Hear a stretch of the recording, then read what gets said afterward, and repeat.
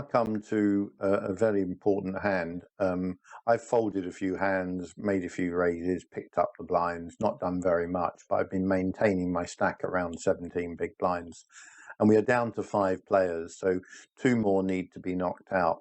And sometimes you'll get this situation where there are short stacks, where more than one person gets knocked out.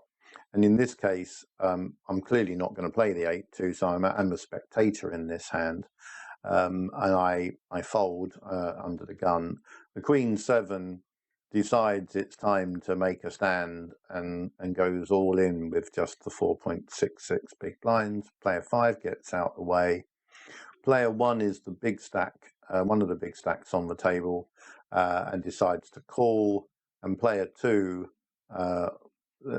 calls as well. So we go 3 ways to a flop with a 10-6-2. So the Queen 7 has got a flush draw. The Ace 7 hasn't got very much, and the Ace 6 has got a pair of sixes. The next card, there's a check, and with the pair of sixes, the Ace 6 decides to commit the rest of his chips. Probably should have just put them in on pre-flop anyway. And not surprisingly, the Ace 7 calls rather speculatively. The next card is a 10. Doesn't really change too much, but then an ace comes on the river, and that does change things. The Queen 7 didn't get there with the flush draw. The Ace 6 now finds that the pair of sixes is counterfeited, and the 7 actually does play. So slightly unusual knockout here that 2 players get knocked out in this way. But that means we are in the money. And you see, I really didn't do very much to get in the money. I won just that really one big hand and picked up a few pots here and there, which are small, which I haven't gone through. And now I'm suddenly in the money. I may not have a big stack. I'm the 3rd stack here.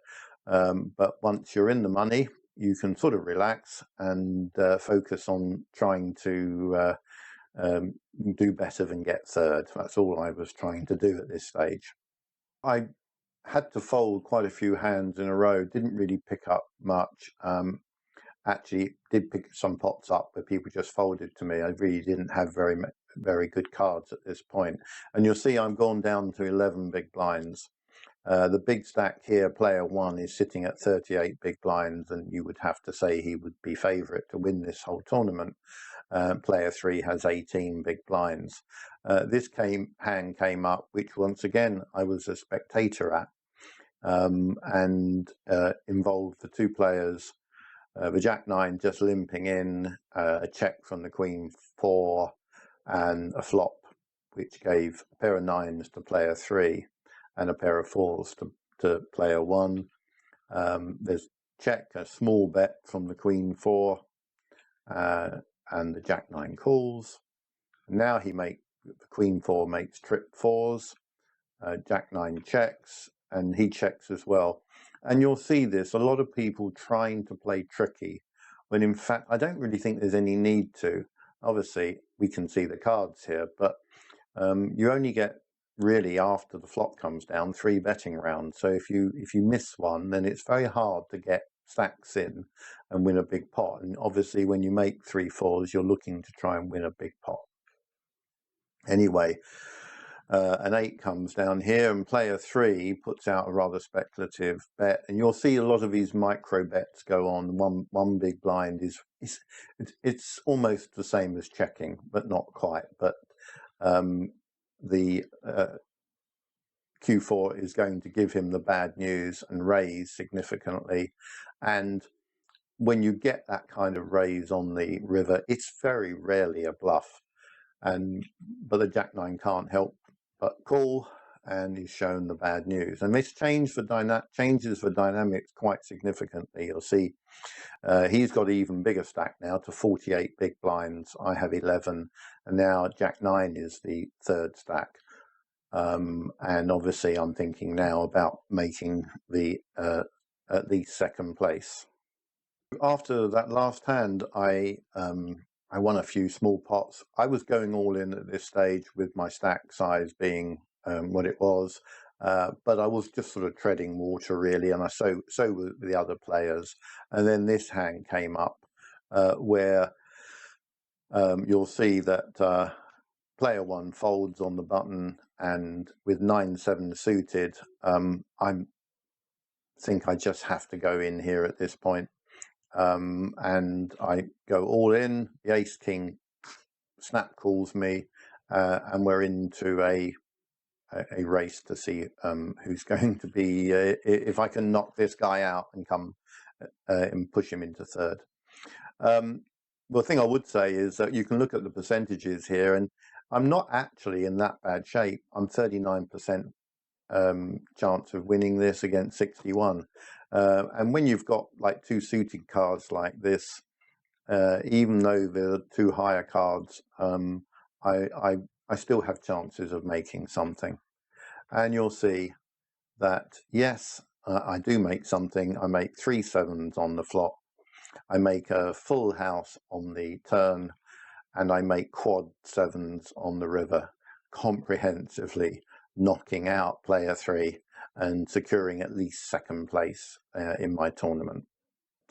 Now we are heads up, and you'll see that my opponent has got around 47 big blinds, and I have 20 big blinds, so I am some way behind. But the thing about heads up play is it can change so quickly, and as long as I was aggressive enough, I felt I still had chances of winning. I certainly wasn't just thinking I was going to be second here.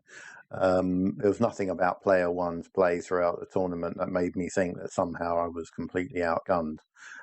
Anyway, I'm going to just show very quickly, because you can then track. We actually play quite a few hands, and I had a mixture of hands here, and you'll see as the blinds go up, let's just see where we are now, that I'm really not making a lot of progress here, and I'm not showing all the actions of the hands here, but he has gone up to 50 big blinds now against my 17.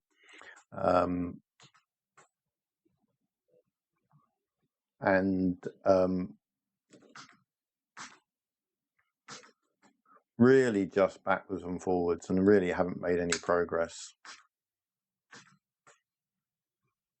And that is the nature sometimes of heads up play. One side raises, the other side folds.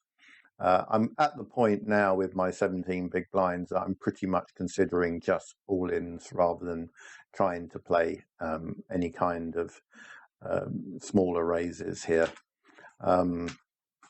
And we reached the first big confrontation, which was always going to happen. You'll see that the blind levels have gone up, and I'm down to 11 big blinds, and my opponent is at 33. So he actually now has a sort of 3-to-1 advantage. So I didn't really get too much in that period of play before this hand, but the ace queen is certainly good enough to go all in.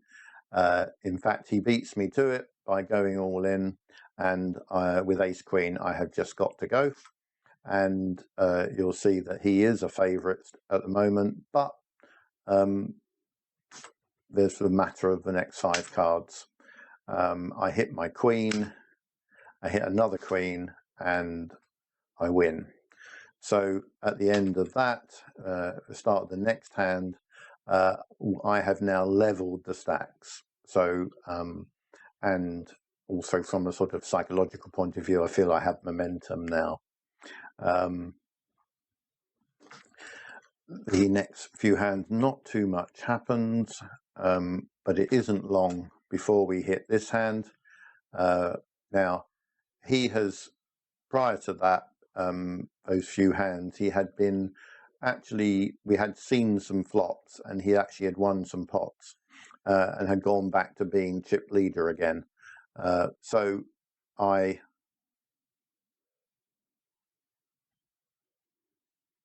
am really forced here, when after he raises, to go all in, and he decides to call me with king 8, which I think is probably a suspect call. I don't think it's strong enough. Anyway, I dominate the king 8, although there is a bit of a sweat. He hits 2 diamonds on the flop, but my ace is good, and I win. So now when we look at the chip sizes now, I am now nearly 3-1 ahead, and it can't really be very far off. Just showing you the hands here without showing you the actions. We get to the final hand where he is down to 16 big blinds, and he just calls, and I check. The flop comes down with 2 hearts, and he has made a queen. I decide to go all in here with my flush draw, and he calls quickly with the queen, and of course I hit my flush, and that wins me the tournament. So it was only boils down to a few key hands I played where I got my money in. I have to say, not always ahead. In fact, if we go back to this hand, I'm a slight underdog. I was a slight underdog with the ace queen as well. But I made my flips, and I won some key pots. I stayed out of trouble and was never really far behind on any of the confrontations that I had. What I haven't shown you is all the sort of grinding of, winning the blinds and so on. But I just thought I'd boil it down to the key hands, which without actually doing very much, I managed to win the tournament.